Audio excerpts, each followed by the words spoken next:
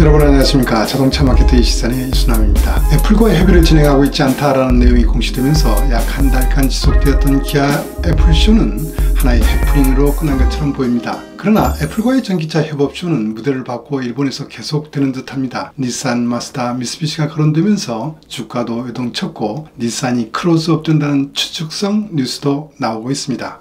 지금 기아는 애플 따윈 신경도 안 쓰는 것처럼 보입니다. 2월 9일 기아는 인베스터 데이에서 전기차 전략과 3월 런칭 예정인 신형 전기차 CV를 포함한 미래 전략을 발표했습니다. 오늘과 다음 시간에 걸쳐 기아가 발표한 미래 전략 내용 중 전기차 개발 전략과 제일 먼저 개발되는 CV 차량을 분석해 보려고 합니다. 배터리 원가 절감 목표, 전기차 영업이익 목표, 자율주행 기술과 OTA 등 신기술 적용 시점, 그리고 CV 사전 고객 평가 내용도 있어서 기아를 이해하는 데 도움이 될 것 같습니다. 아시죠? 구독과 좋아요 눌러주시면 저에게 힘이 된다는 것을요.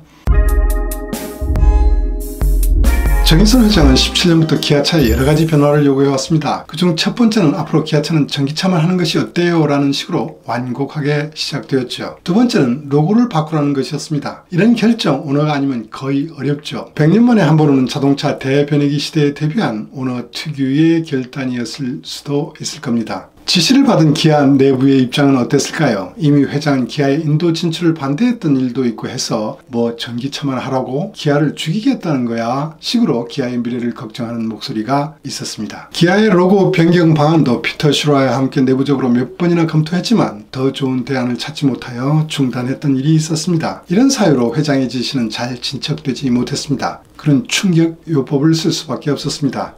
부회장과 담당 부사장을 정리했습니다. 오는 19년 초 제네시스, 현대차, 기아차 미래의 방향성에 대한 논의가 있었습니다. 각 브랜드가 가져야 할 롤, 역할을 정의한 거죠. 제네시스는 프리미엄 브랜드에서 자리를 잡아야 했기에 25년부터 개발된 신차는 모두 전기차로 개발해야 한다는 방침을 정했습니다. 기아도 전기차만 하세요 라고 했던 회장의 지시가 있었기 때문에 제네시스 브랜드처럼 25년부터 개발되는 신차는 전부 전기차로 출시하고 2030년이 되면 전 차종을 전기차로만 운영한다는 가이드라인도 마련되었습니다. 지금까지 기아 브랜드의 방향성은 메인스트림 브랜드의 폭스바겐을 지향해왔고 또한 많은 성과도 올렸다고 할 수 있습니다. 기아의 미래의 전기차 방향성도 메인스트림 브랜드의 테슬라가 되는 것으로 정해졌습니다. 반면 현대차는 내연기관을 포함하여 수소연료 전지차, 전기차를 전방위로 커버한다는 전략이었습니다. 마치 토요타가 전기차보다는 하이브리드와 수소연료 전지차에 중점을 두면서 세계의 다양한 고객 니즈를 전방위적으로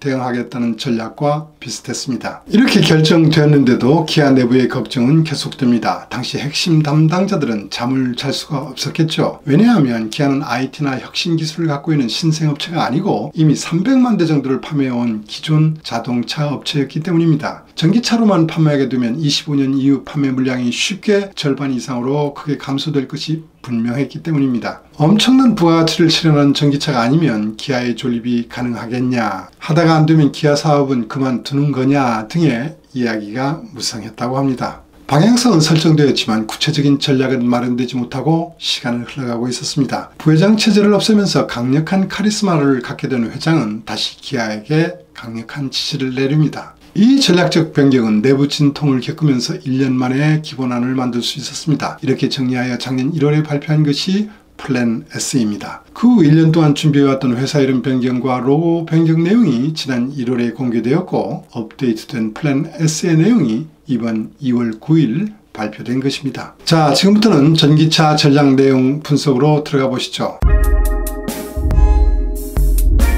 현대와 기아는 전기차 전용 eGMP 플랫폼을 기본으로 올해 아이오닉 5와 기아의 CV를 런칭합니다. 전기차 전용 플랫폼을 이용한 신형 전기차 개발 속도는 경쟁사와 비교하여 어느 정도 수준일까요? 폭스바겐은 MEB 플랫폼을 개발하여 이미 아우디의 이트론, 포르쉐의 타이칸에 이어 폭스바겐의 ID3, ID4 그리고 스코다의 에니악을 발표하였고 아우디 EGT도 올해 초 출시되었습니다. 포드는 G2 플랫폼으로 머스탱 마키를 출시한 데 이어 DSUV와 F150 픽업 전기차를 개발하고 있습니다. GM은 얼티엄 플랫폼으로 가장 폭넓은 차종을 개발하고 있으며 기아 CV와 비슷한 시기에 볼트 LUT를 비롯하여 GMC 험머, 픽업, 캐딜락의 리릭 등이 출시될 예정입니다. 혼다는 전용 플랫폼으로 혼다 E를 출시하였지만 미국 시장용 전기차는 GM의 얼티엄 플랫폼을 공유하여 개발하고 있습니다. 르노, 닛산, 미쓰비시 연합도 닛산이 개발한 플랫폼 CMF EV 플랫폼을 공유하고 있으며 닛산은 아리아, 르노는 메간 E를 올해 런칭합니다. 최근 FCA와 합병하여 스텔란티스를 만든 PSA는 파생 전기차의 강점을 보여왔지만 전용 플랫폼 BMP도 개발하였습니다. 합병으로 인하여 규모의 경제를 충분히 달성할 수 있게 되었습니다.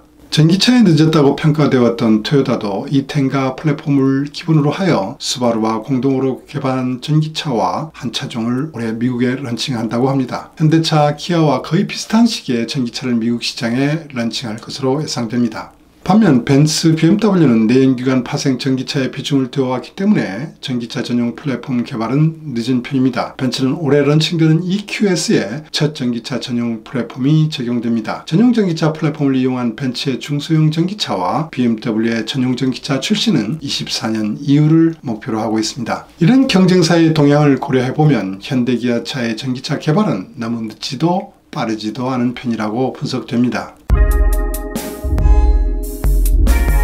정 회장이 기아차는 앞으로 전기차만 하세요 했던 지시는 미국, 유럽, 한국, 중국 시장을 포함한 선진국 시장에 한하여 25년 이후 전기차, 플러그인 하이브리드 차량만 개발하는 것으로 조정되었습니다. 이 말은 여러분 중에 25년 이후 순수 가솔린 신차를 사려고 해도 이제 더 이상 살 수 없다는 것을 의미합니다. 30년 450만 대를 지향하는 기아차의 전기차 상품 계획은 매우 공격적으로 보입니다. 전기차 전용 플랫폼으로 7차종, 내연기관 파생 전기차로 4차종을 포함하여 총 11개 차종을 계획하고 있습니다. 기아의 전기차 라인업은 전 세그먼트를 커버한다는 전략입니다. 여기에는 A세그 승용차뿐만 아니라 토요타의 초소형 전기차와 같은 개념의 전기차도 검토되고 있다고 합니다. 토요타의 초소형 전기차는 향후 규제가 강화될 유럽의 LCA 규제를 미리 대응해보려는 시도도 있습니다만 기아의 초소형 전기차는 새롭게 부각될 수요를 미리 내다보고 있는 것이 아닌가 생각됩니다. 전기차 전용 플랫폼으로 개발되는 차명은 기아가 국내에서 운영하던 차명 방식 K 시리즈에서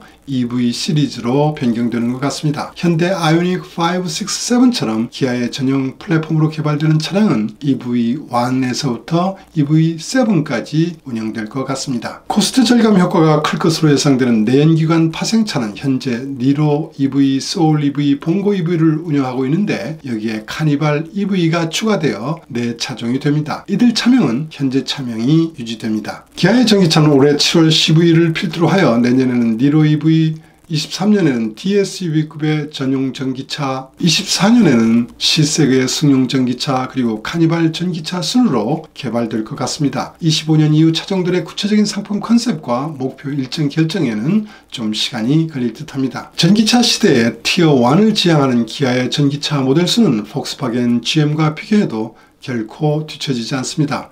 폭스바겐 그룹은 27년까지 70개의 전기차를 개발하는 계획이지만 그룹 내 8개의 브랜드를 고려하면 평균 9차종 정도를 개발하고 있습니다. GM은 25년까지 4개의 브랜드를 위한 30개의 전기차를 개발합니다.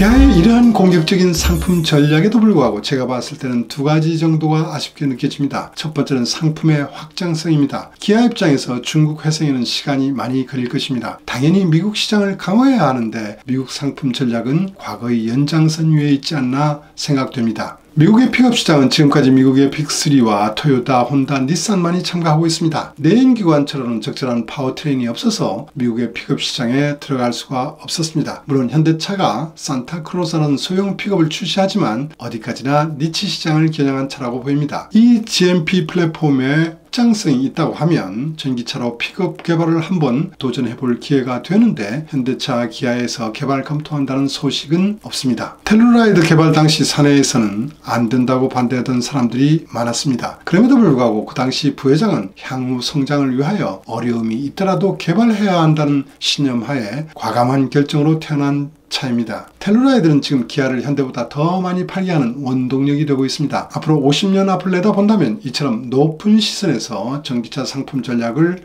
수립할 필요가 있다고 생각됩니다. 이미 테슬라와 신생 전기차 업체들이 진입하고 있습니다만 이미 미국 시장은 전체 판매의 80%가 픽업과 SUV 시장이 되고 있기 때문에 향후 발전을 위해서는 반드시 공략해야 할 세그먼트라고 생각해 봅니다. 두 번째는 전기차 개발 속도입니다. 일찍 전기차를 시작했던 폭스바겐과 전 역량을 집중하면서 개발기간 단축의 혁신을 이룬 GM, 모델 Y를 당초 일정보다 6개월 선행하여 양산한 테슬라의 개발 속도가 매우 위협적입니다. 여기에 25,000불짜리 대중전기차를 2-3년 내에 개발하겠다는 테슬라의 발표는 기존 업체들에게 매우 위협이 되고 있습니다. 이처럼 경쟁사들의 일정 단축을 위한 노력이 치열할 것으로 예상됩니다. 현대차, 기아는 내연기관 담당자들을 전기차 개발함으로 전환하고 있지만 아직도 현대, 기아의 개발 인력은 경쟁사에 비하여 충분하지 않은 것으로 보입니다. 전기차 시대에 한시라도 빨리 새로운 이미지를 구축해야 하는 기아의 입장에서는 빠른 개발 일정이 제일 아쉬운 부분이라고 할 수 있겠습니다. 오늘은 여기까지입니다. 다음 시간에는 기아 전기차에 적용되는 OTA